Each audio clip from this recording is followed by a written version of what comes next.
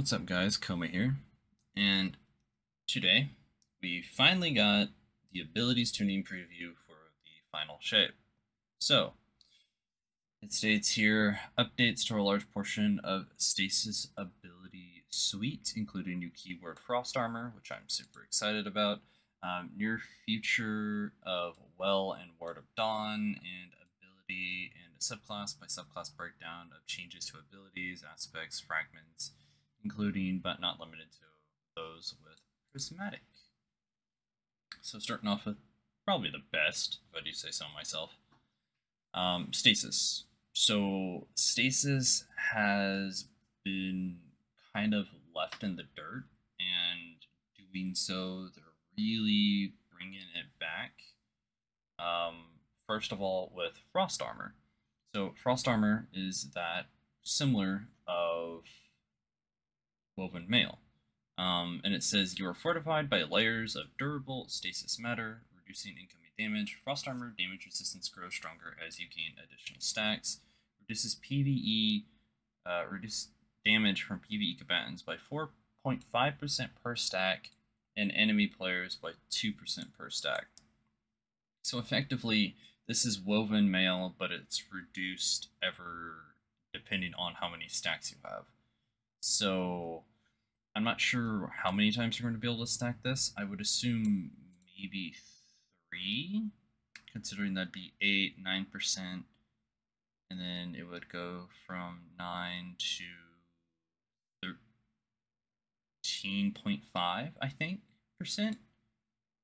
Which I think Woven Mails is roughly around that same number, but I'm not totally sure. I would have to double check it. But in doing so, Whisper of Rhine has been reworked, where it no longer grants a Stasis Shard Overshield. It now grants Frost Armor, and each shard will now give you a stack of Frost Armor. In doing so, they're replacing a ton of the Stasis Shard and damage resist stuff with a lot of Frost Armor, so all our harvest aspects. So it would be Grim, Tectonic, and Glacial Harvest. Stasis Shards now grant a small amount of health and stack on Frost Armor, and then large Stasis Shards from Grim Harvest grant more health and Frost Armor stacks. All harvest aspects now have a standardized cooldown when a large number of shards are created very quickly. This means that you're going to be able to generate 7 and then go on a short cooldown. But essentially, this is much better than what I thought they were initially going to do, because my entire worry with the harvest aspects is that I didn't like running them, and I hated the idea that I needed them to basically generate stasis crystals in the first place, which, granted, coming up, we will talk about that in a moment. So Tectonic Harvest now creates a stasis shard when shattering a frozen target, in addition to shattering stasis crystals, which I thought that was already a thing, but apparently it was only stasis crystals. But it's not like, Titans aren't doing that anyway, so there was no biggie there. So Renewal Grasps and Ballador's Wrathweavers are getting Frost Armor reworks. So upon entering Duskfield, you will get Frost Armor, and then while you're inside there for however long, you're going to be granted additional stacks. Of course, remaining in this will reset timer, and Ballador's Wrathweavers with the Pulse will also, grant you Frost Armor. Now, I'm not totally sure if they don't state here that Wrathweavers, I guess it could reset, but it can't stack, which is a bit annoying. So we'll definitely have to see how that works. I still think Ballador's is really worth going for. But moving on into tomorrow, which is Thursday the 23rd, we are going to be getting a exotic armor blog. So if any of this is actually being changed with Ballador's, maybe there's potential of Ballador's actually having some, decent rework. We'll probably see it there as well. Additionally, we're getting a brand new fragment for Stasis called Whisper Chill. Stasis weapon final blows have a chance to create a stasis shard, so it's very similar to how Strand has it with getting Strand weapon kills, and I think generating I think it's a Tangle. If it's not Tingle, then it's probably a Threadlane. Moving on, Whisper Chains no longer grants passive damage resistance when near stasis crystal or frozen target. Now grants a chance to create a stasis shard when defending a target when you have one or more stacks of frost armor. So basically, it's allowing you to generate more stasis shards as you have frost armor. Fractures no longer increases melee and energy generation when surrounded by enemies, and now grants a stack of frost armor when you shatter any frozen target with a melee attack. Whisper of Torment. Grenade energy gains are no longer dependent on your current health value. Base grenade energy amount incoming damage event increase from 5 to 7. And while you have frost armor, energy per damage event goes from 7 to 12. So it's basically like a big buff to your grenade regen when you have frost armor.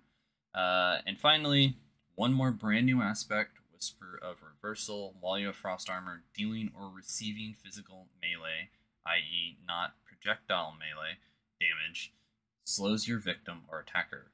So this is pretty much like Thrall kind of like issues. So if a Thrall hits you, then they'll be slowed. No, I'm not totally sure if they could freeze. I'm more curious about that, whether or not, you know, a state, like if you get hit enough with Whisper Reversal, can it freeze you? So who knows there. Stasis Shatter is basically getting the, I believe it's Hailstorm, I think, or Hail to the Storm, I think it's called, artifact perk from the season. So PvE shatter damage is going from 200 to 400, which is basically, yeah, it's double, of course.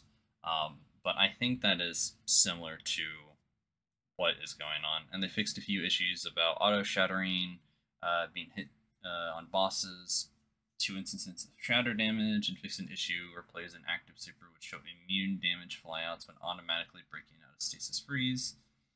And that just covers general stasis. Warlocks, you now have a increased maximum number of seekers created before going on cooldown from 5 to 7. So Ice Flare Bolt's got a huge buff. Seems like that's the only thing for Warlock that's really changed, but most of this frost armor stuff will really help stasis in the long run anyway. Hunter, Winter Shroud, now slowing targets briefly increases ability regeneration rate. Bonus is reduced in PvP game modes, of course, and now grants PvE damage resist reduction when active.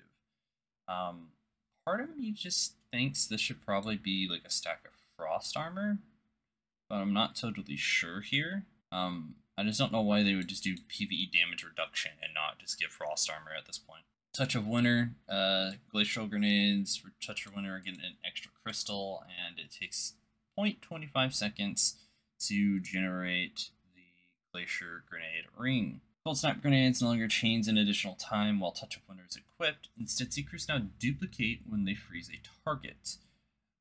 So I think the way this is really weird, because the way they specify it is if you hit a target with the Seeker, it'll create 2. And then those 2, I guess, can seek out 2 separate targets, and then if one hits another target, it'll generate a medium stasis crystal rather than a small stasis crystal. And then if one of them hits another, it'll create a large stasis crystal. So I'm definitely gonna have to look and see how this is working, because this is like it's very weird on how they like worded this. Silence and Squall is getting a travel speed increase by 10%. Squall Storm now slows when any target is within its area to an area of effect to reduce instances where it could overshoot its target. They increase the damage and slow tick rate to PvE combatants about 40%, bringing its freeze time to approximately 0.8 seconds to roughly 1 or 0.5, sorry. Titans, Shiver Strike is basically getting a damage, lunge, and kind of tracking fix. It's a very weird bunch of numbers here. Either way, it's getting buffed. Glacial Quake now automatically brings sprinting, begins sprinting when the player throttles forward, meaning that you're no longer gonna have to click sprint. It'll automatically make you sprint, and you can just run through whatever stasis crystals that you've created. Cryoclasm no longer has the sprint time requirement, and Cryoclasm now goes on cooldown for 4 seconds after one extended slide. which I think this is how they had it beforehand. Because I remember when Cryoclasm didn't have any sort of like change, like when it first came out, and then they nerfed it to where you had there was a cooldown, I believe, and then eventually they made it to where it's like a what's it called? The slide acted like a shoulder charge where you had a little bit of a ramp up run and then you slide and it would extend your distance. So that's apparently being redone, which I'm not sure how that's gonna pretty much be improved. Now, here's something that I've been really wanting for a little bit. Diamond Lance are getting some quality of life changes with Titans. Mainly, the one I'm looking at here is Diamond Lance now shatters stasis crystals on direct impact. I noticed this was a major issue because whenever I was doing some runs on a stasis video that I don't know if I plan to do now, we'll see, Diamond Lance didn't shatter stasis crystals. And it made me really confused considering that's kind of all Titan's entire thing is, you know, shattering crystals. But additionally, they've really increased a bunch of like radius stuff in PvE and kind of made it match Grand Angles a little bit. So going on to Well and Ward of Dawn. These two are both getting nerfs. Questionable, but they're getting nerfs. Starting off with Well of Radiance. Generally, it's health stuff and damage reduction is getting completely reduced. If you step out of it, it'll now grant you Radiant for 8 seconds when players exit the Well of Radiance area. So I think mainly that is to help Golden Gun Hunters, because Golden Gun Hunters basically need Radiant to be able to do their damage, and standing in the well apparently doesn't count as, what's it called? As like Radiance, and it's a completely separate buff, so they would pretty much overlap the Radiant, so that's why Golden Guns typically don't stand in wells.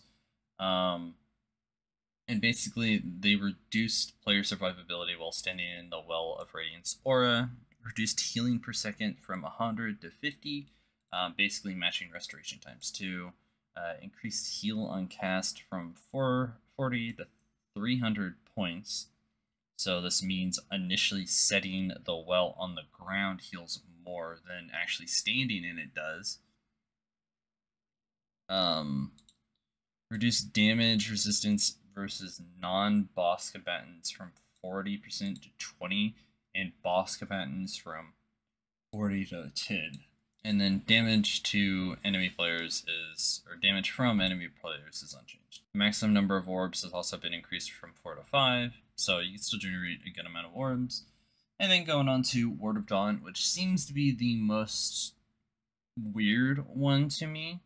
So basically, the Armor of Light Overshield is being completely removed and now applies a full Void Overshield to the caster and allies that enter its dome. Armor of Light now grants additional damage resistance to players inside the Ward of Dawn, 30% versus enemy players and 60% against enemy combatants. Effective health of players inside the Ward of Dawn dome remains roughly the same as it was before PvE combatants. Effective health of players inside the Ward of Dawn is significantly lower than it was before versus other players in PvP, and cannot be further increased by stacking Bastion barricades inside the Ward of Dawn to create additional overshield layers. Allies near the Ward of Dawn now have a Void Overshield trickled on over time, similar to the volume behind a Bastion barricade. It no longer provides Weapon of Light by default, and instead is moved to the Helm of Saint 14. Ward of Dawn caster can now generate additional orbs of power by defeating enemies with enemy melee attacks are near the Ward of Dawn dome. So I really don't know what I think about these two. Because obviously they want us to kind of use these two things in at once. where Well is the damage, but Ward of Dawn is the survivability. So, yeah, I don't know. I would definitely have to see how this works in tandem with Well of Radiance. So going on with some of the quicker stuff, Arc Hunter, Arc Staff, the Heavy Palm Strike, and Air Slam now blind enemies. Disorienting Blow is being buffed for the cooldown time from 10 to 9, or from 100 to 90. And Tempest Strike is getting damage resistance versus PvE combatants when activated, and it'll linger for a little bit. Warlock's Lightning Surge is also getting the same treatment. Bolt Lightning has increased the final arming shape size by 30%, fixing an issue where the arming shape was offset upward, which I guess Bolt Lightning was going a bit too vertical, which is interesting. And Chain Lightning has increased the secondary projectile damage from 27 to 54. Titan, Arc Titan's Thunderclap is getting additional melee damage resistance, much like Chain Lightning and Tempest Strike. Basically just getting a huge damage buff, it seems like that. And apparently a bit of an enemy player buff, so maybe we'll see Kami-Kigs doing some thunderclapping. Knockout is overall getting a small buff and nerf. Knockout now increases bonus damage granted to powered melee attacks by against PvE combatants from 25 to 50%. And then healing no longer unstuns health regeneration on melee defeat. Now grants a small chunk of healing depending on the type of target defeated. So players at 30 health players refund 30 health points, but minor combatants are 50, majors are 75, and champion or above are 100 health points. Storm grenades are getting somewhat of a little buff. The tracking speed against PvE combatants is being increased by 0.5 to 1 meter per second, increasing the storm's lifetime.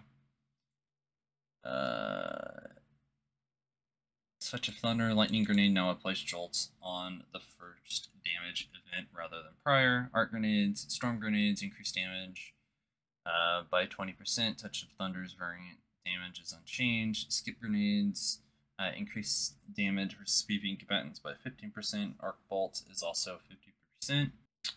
Arc Fragments, recharge, ability regeneration bonus, now persistence. The player returns to full shields rather than deactivating as soon as shields begin to recharge. Spark of Beacons now also triggers on defeating targets with arc power ammo weapons while amplified, which is interesting because it was only previously special. So this means that weapons such as Thunderlord can now have a blinding effect, which is cool. I'm trying to think of what other arc weapons that could fit in that category. I don't know. Something worth to mess around with, I guess. Spark of Frequency now grants 15 weapon stability on powered melee hit in addition to its reload benefit. So, going on to Bungie's most loved subclass here, the Solar. Hunter. Lightweight Knife is now going to have 2 melee charges by default, increase throw animation by 33%, and reduce suppression time between throws, so both knives can be thrown very quickly back to back.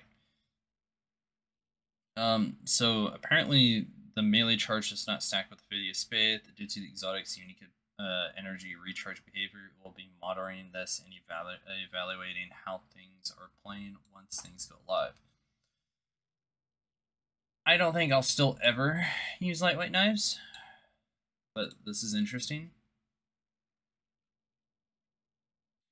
Our overall goal for this ability is to provide a low barrier to entry melee with a payoff for high skill usage. However, it's not currently hidden in our fantasy bar with the release of the final shape. My only worry about lightweight knife is that it probably just doesn't do enough damage compared to something like weighted throwing knife. Because what's the point of running lightweight knife if you can't run Ophidia Spade? And you could just run Arthur's and then just run bladed throwing knife and stun overloads and even get like knife refunds. Lightweight knife to me just doesn't seem all too worth it here. Knock him down has an initial cooldown on throwing knife refund. So this means that it's pretty much almost an instant throwing knife refund now, which is cool. I'm really excited to be throwing more knives.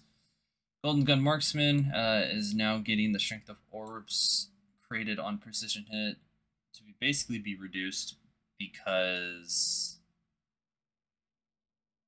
it's strong, and a lot of people are using Golden Gun Marksman to chain supers, and that is what most people are going to be adjusted to now. So Golden Gun Marksman, but apparently when hitting non-boss enemies, reduce strength from 0.75% to 0.5, sorry, not percent, but times of a normal super orb. So basically all these orbs are being completely like reduced, basically. Titan, Sunbreaker specifically, Consecration now has the ability to shatter stasis crystals. This is for Prismatic. So when using Prismatic, Consecration is now going to be able to shatter stasis crystals, which is cool. So I would assume this means, so I think Prismatic Titan, we will have Glacier Grenade, but we will also have Diamond Lance, which is a bit of a disappointment. It's too bad we don't have something here like Glacial or Tectonic Harvest, because I think that would work.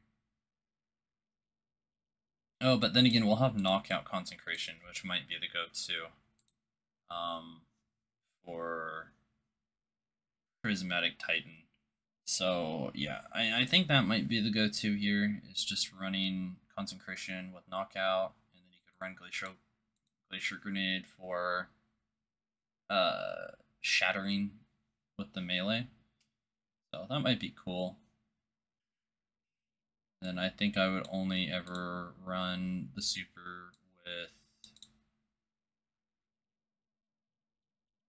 the Blade Fury, because I can't see much of a reason running anything else. Well, maybe Thunder Crash, but I don't recall anything else there that I would really run.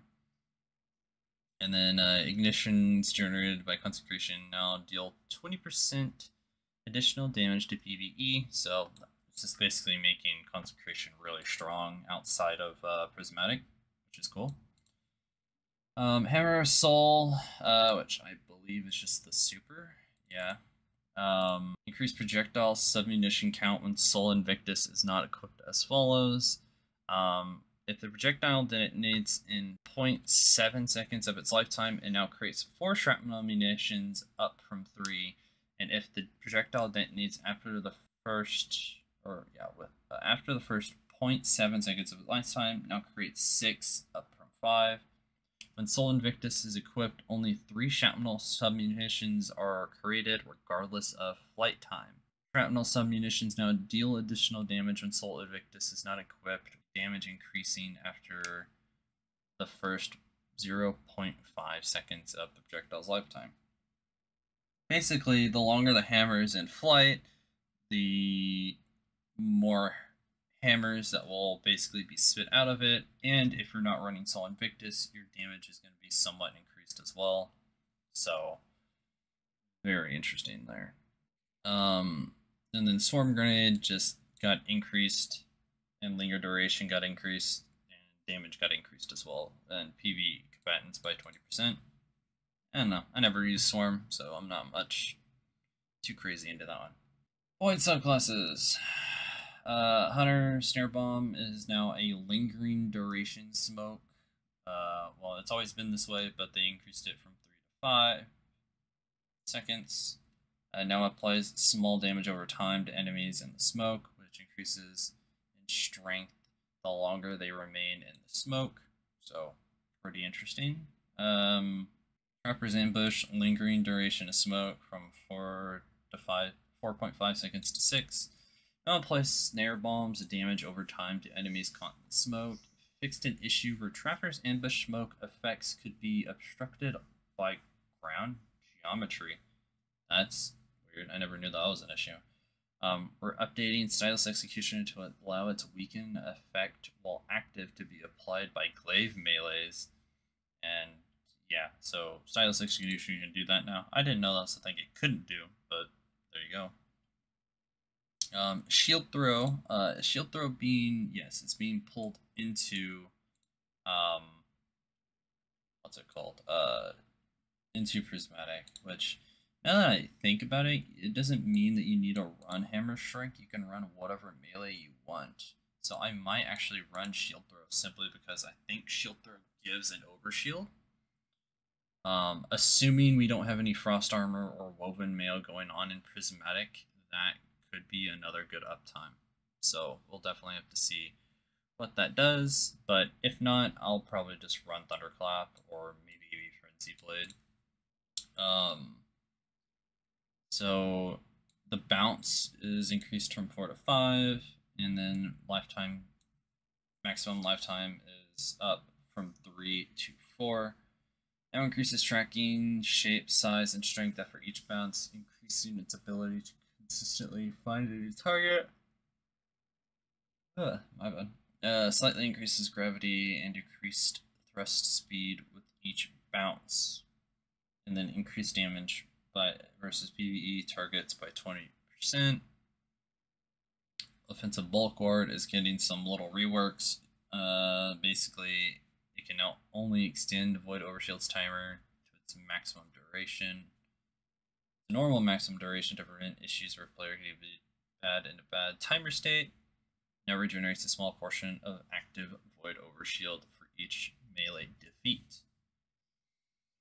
Warlock, Chaos Accelerant basically makes the little handheld Supernova from Magnetic Grenade have a little bit of a physics knockback increase by 10%, damage increase versus PvE combatants by 20%, and now passively increases your Magnetic Grenade's cooldown by 10% while Chaos Accelerant is equipped. So is Chaos Accelerant, yes, it is part. Oh no, it's not part of Prismatic. Interesting. But with that said, we are getting Feed the Void and Bleak Watcher, which are going to be my go-to things of Prismatic. And then of course I'm just going to go Needle Storm. Song of Flame might be cool, but I'll have to play around with it. So, okay. I think what Threadling needs? Yeah, we're also getting Threadling, Cold Snap, Storm, Vortex, and Healing. Curious. Pocket Singularities get increased detonation damage versus PvE combatants by 50%. Finally, we're taking a look at Nova Bomb. Cataclysmic variant is getting a Seeker count increase from 4 to 6, and fixing issues where Seekers could impact the environment on creation. So basically, no Seekers will pretty much like explode themselves. Vortex variant basically has an increased in duration, which is pretty nice. Are we getting Vortex for? Oh, we're getting Cataclysm for Prismatic. And then they fixed an issue where it lingers much longer visually. Threat of Warding is being tweaked a little bit, reducing Woven Mail duration and Orb of Power pickup from 10 seconds to 5, which makes sense. I think it's pickup time. I think it still can like cap out because it's only the timer. Thread Runners and Snaring Slam is basically getting a little bit of a hitbox detonation volume rework. Where now it's a cylinder and no longer a sphere. Threaded Spike is now getting reduced damage versus enemy players from 79 to 70, and catching it no longer breaks invis, which is nice because if you're running Assassin's Cal and Prismatic with this thing, basically you'll be able to pretty much catch it and still remain invis for however long it's active. So for Warlock, Weaver's Call, which I believe that is the first aspect, I think, or one of the first aspects. Strand. Yes, yeah, for Strand Warlock, because that's the one that allows you to perch Threadlings, um, or cast Threadlings on your Rift. Defeating a target with Strand damage now has a chance to generate perched Threadlings with a higher chance of generation from defeating more powerful targets. This damage can be from any source, including other Threadlings, which is really cool. So you can run Swarmers and basically just overpower your Threadlings and just continue to generate more Threadlings. So here comes some of the bigger stuff for the more Banner of War Titans. Grapple Tangles are no longer fully refresh their duration when grappled to.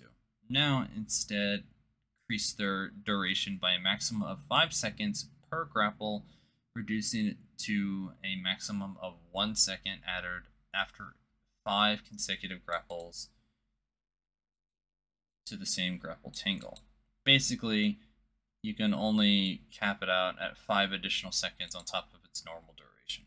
So, basically, this, and additionally, grapple melee will no longer be able to be used after firing your weapon. This is primarily intended to reduce the number of difficult to understand grapple melee deaths in the Crucible.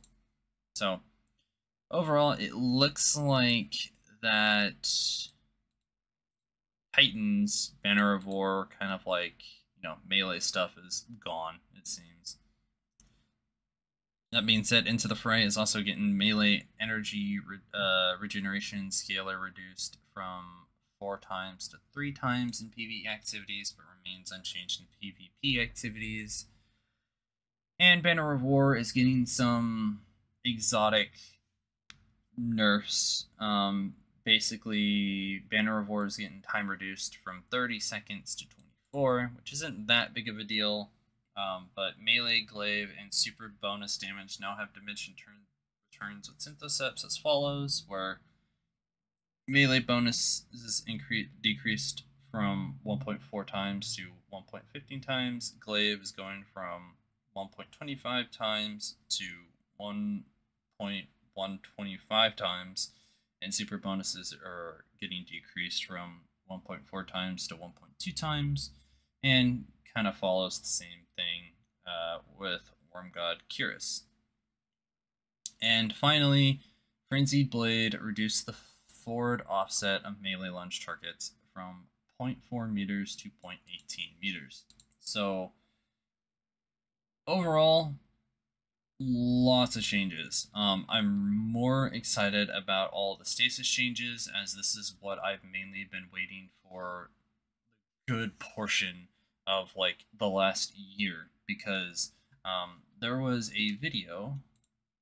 So there was a video I did back on what season was this? Either a season of the Plunder or it was season of the Witch. But either way, I picked up Renewal Grasps, and the thing that I stated in the comments of it was that the later introduction of Frost Armor and the passive changes to Glacial Harvest aspects is both could be changed later down the line. An update will be done to the build when that update arrives. So I've been waiting for the changes for like a year now, and we're finally getting them. And I would assume they're also going to be part of Prismatic. We don't know all the full fragments and stuff with Prismatic. So we could see some, really neat stuff going on. Oh, wait. So, okay, so these are the Prismatic fragments. Okay, well, I'll have to, definitely read through them, but, I did not know this entire list was here. Okay, well, something for me to read through. I'm going to assume they're probably going to be added more later down the line anyway, but yeah, I think that's generally it. Lots of good changes here. I'm still not sure what to think about the Ward of Dawn and well nerfs, but yeah, I think that's generally it. You know, like, share, subscribe, do the things, and see you guys in the next one.